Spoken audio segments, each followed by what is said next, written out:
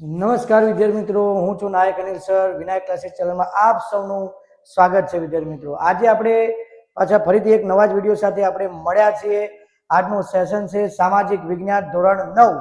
ધોરણ 9 ની અંદર આપણે એક ચેપ્ટર રનિંગમાં હતા. ચેપ્ટરનું નામ છે કુદરતી વનસ્પતિ. ચેપ્ટર 17 ભૂગોળની અંદર ચેપ્ટર છે વિદ્યાર્થી મિત્રો, ધોરણ 9 ની અંદર છે. તો આજે આપણે એક ચેપ્ટરની અંદર આ ચેપ્ટરની અંદર એક પ્રશ્ન હતો, ઉષ્ણકટિબંધીય એટલે કે જંગલોના પ્રકારો સમજાવો. જંગલોના પ્રકારો સમજાવો વિદ્યાર્થી મિત્રો. જંગલના પ્રકારો આપણે 5 ભણી ગયા છે. 5 ટાઇટલ મેં લખાયા છે. ઉષ્ણકટિબંધીય વર્ષાય જંગલો, ઉષ્ણકટિબંધીય ખરાવ જંગલો, ઉષ્ણકટિબંધીય કાંટાળા જંગલો, સમશીતોષ્ણ કટિબંધીય જંગલો અને ભરતીના જંગલો. વિદ્યાર્થી મિત્રો, આજે આપણે એક જંગલનો તમે પ્રકાર સમજાવી દીધો છે, પણ આજે એક બીજો જંગલનો પ્રકાર આપણે લઈને આવ્યા છીએ અને મોસ્ટ દ્વિતીય પરીક્ષા માટે આઈએમપી છે. તો વિદ્યાર્થી મિત્રો, આ વિડીયોને અચૂક તમારે જોવાનો છે, સ્કીપ કરવાનું નથી. આ વિડીયો ફરજિયાતપણે તમારે જોવાનો થશે. તો ચાલો વિદ્યાર્થી મિત્રો, આપણે શરૂઆત કરીશું આ વિડીયોની અંદર. અને જંગલના પ્રકારમાં બીજો પ્રકાર જે છે ઉષ્ણકટિબંધીય ખરાવ જંગલો. વિદ્યાર્થી મિત્રો, ખરાવ જંગલનું એક બીજું નામ છે મોસમી જંગલો. કયું નામ છે? મોસમી જંગલ. શું નામ છે? મોસમી જંગલો. એટલે મોસમ પ્રમાણે આ જંગલની ઋતુ પ્રમાણે જંગલના પાન ખરે છે. તો વિદ્યાર્થી મિત્રો, એમાં 3 સ્ટેપ છે: વિતરણ, વૃક્ષો, વિશેષતા. ધ્યાન આપજો, કોઈ પણ જંગલ વિશે તમે લખવાનું જાઓ તો વિતરણ ક્યાં સુધી વિસ્તરાયેલા છે, વૃક્ષો કયા છે, વિશેષતા કઈ છે, આ તમારે ફરજિયાતપણે તમારે લખવું પડશે. તો વિદ્યાર્થી મિત્રો, આપણે આજે વિતરણ વિશે ભણીશું. તો આ જંગલો 70 થી 200 સેમી વરસાદવાળા વિસ્તારમાં જોવા મળે છે. વિદ્યાર્થી મિત્રો, યાદ રાખજો, ખરાબ જંગલો કેટલા સેમીથી? 70 થી 200 સેમી સુધી વાળા વિસ્તારમાં જોવા મળે છે. ત્યાર પછી હા, તમે સમજી ગયા છો, 70 થી 200 સેમી વરસાદવાળા વિસ્તારમાં જોવા મળે છે.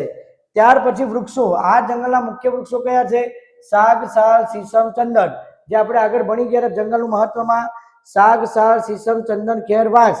યાદ રાખજો, ખરાબ જંગલના વૃક્ષો આ છે: સાગ, સાલ, સીસમ, સાગ, સાલ, સીસમ, ખેર, ચંદન, વાંસ. ખેર, ચંદન, વાંસ 6 વૃક્ષો છે. 6 વૃક્ષોના નામ તમારે યાદ રાખવાના છે વિદ્યાર્થી મિત્રો. તો સાગ, સાલ, સીસમ, ચંદન, ખેર, વાંસ વગેરે. ત્યાર પછી વિશેષતા. આ જંગલની શું વિશેષતા છે? તો જુઓ વિદ્યાર્થી મિત્રો, અહીંના વૃક્ષો પાનખર ઋતુમાં અહીંના વૃક્ષો પાનખર ઋતુમાં 6 થી 8 અઠવાડિયા દરમિયાન પોતાના બધા પાંદડા ખેરવી નાખે છે. તેથી તેને ખરાવ જંગલો કહે છે. વિદ્યાર્થી મિત્રો, આ જંગલના જે વૃક્ષો છે 6 થી 8 અઠવાડિયા દરમિયાન પોતાના બધા પાન ખેરવી નાખે. બધાના પાન ખેરવી નાખે એટલે ખેરવી નાખે એટલે એટલું નામ પડ્યું ખરાવ.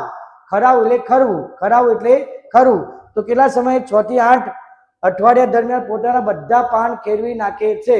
પણ બધા વૃક્ષોના પાન ખરતા નથી વિદ્યાર્થી મિત્રો.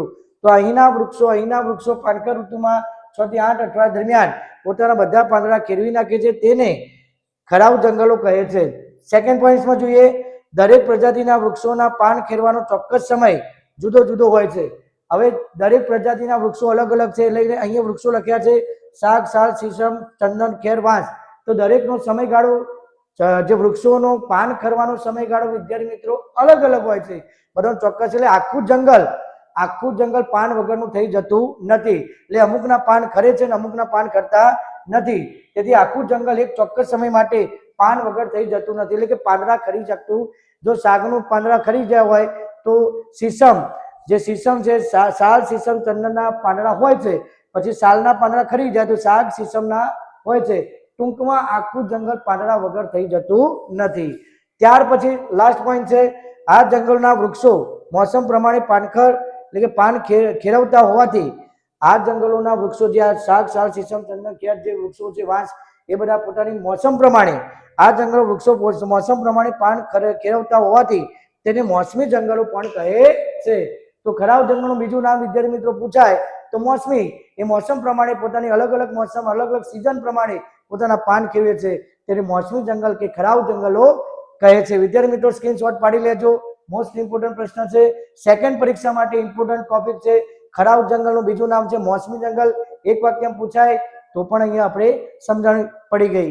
તો વિદ્યાર્થી મિત્રો, આ વિડીયો જો ગમ્યો હોય તો આ વિડીયોને લાઈક કરો, કોમેન્ટ કરો, શેર કરો અને સબસ્ક્રાઇબ કરવાનું છે વિદ્યાર્થી મિત્રો. જે વિદ્યાર્થીઓએ સબસ્ક્રાઇબ કર્યું છે વિદ્યાર્થીઓને કરવાનું નથી, પણ વધુમાં વધુ આ વિડીયો શેર કરો તો તમારા જેવા વિદ્યાર્થીઓને પણ આ વિડીયો જોવા મળે. તો આજનો સેશન અહીં આપણે પૂરો કરીશું. જય હિન્દ.